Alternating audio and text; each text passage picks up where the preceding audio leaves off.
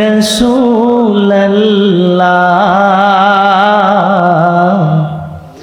রওজা পাকের কিনারে ডেকে লও হাবিবাল্লাহ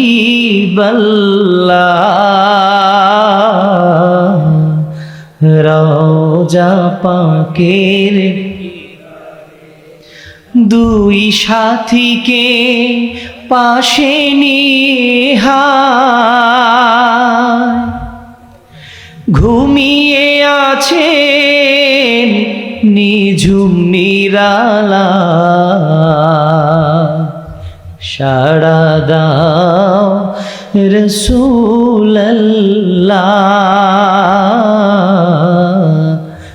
ডাকে অধম তোমারে সাড়া দাও।